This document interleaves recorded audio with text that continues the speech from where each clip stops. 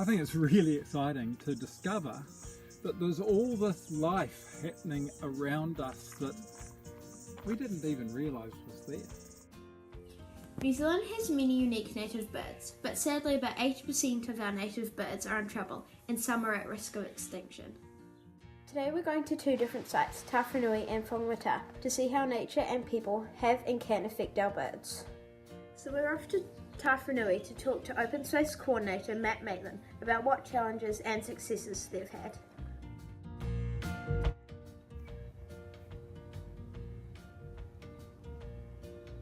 Tawharanui is an open space sanctuary that became predator-free in 2004 and plans to restore 350 hectares of coastal forest.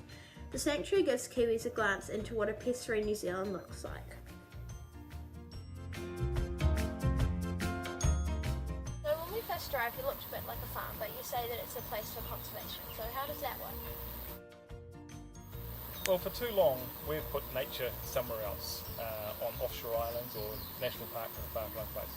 But most farms and other places, nature is all around us, and many farmers have special bits of wildlife in the corners of their farms that they want to look after. Here we know that we can have a mixed land use model, so it's entirely possible to have a popular regional park that has active recreational opportunities, that has a working farm, and to be a place for nature conservation. So the same paddocks that the stock graze in, our public can go walking through and see the wonderful views. At night the kiwi can come out and probe around for worms in those. If it gets really dry in the summertime, they can access the stock troughs for water. So we've got to stop thinking that we've got to choose between different types of land use. Okay? We can put it all together, we just have to make some sensible decisions on just how.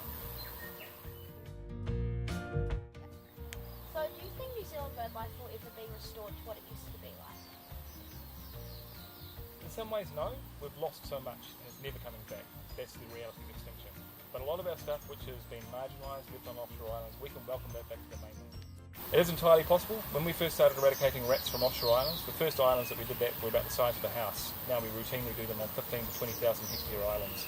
All we have to do is dream, work on the technology, and work on making the public get in behind it. Because without public, it will never happen.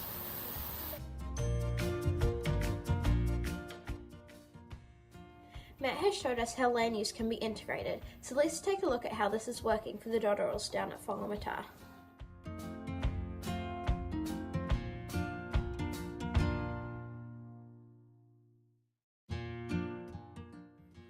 Dotterels are small flightless birds that live in a thin strip of habitat around New Zealand's coasts. They are nationally threatened with only 1,700 birds left. Dotterels like to live and nest near or on sand dunes, which is often the same location as coastal settlements. Dotterels are threatened by habitat loss, disturbance and predators. At Whangamata there are approximately 36 dotterels. They are vulnerable to dogs running through their nesting areas and crushing their eggs, disturbing nesting adults and killing chicks. Many beaches, including Whangamata, have dog restrictions and owners should be aware of these, respect and obey them. Now we're going to talk to dotterel volunteer Graham Webb, who's been working with dotterels for 27 years. So what are some of the biggest threats to the dotterels? Now the other thing really is the impact that people have had on the dotterel's habitat, where they live, because people like to holiday down on the beaches and that's exactly where the dotterel live and breed. So there's a conflict really of interest there. So in looking at the bird populations at both our sites, we believe they have similar issues for conservation. These include habitat loss, habitat management and restoration, and predator control. The most important aspect in helping to better manage New Zealand's native bird species is people. Getting people on board through education and interaction with nature raises awareness, which is the key to looking after our bird species. We can't save the birds that are already extinct, but we can stop more extinctions. We just have to think big and dream and realise that all we need to do is our bit, and that's how we'll win the battle for the birds.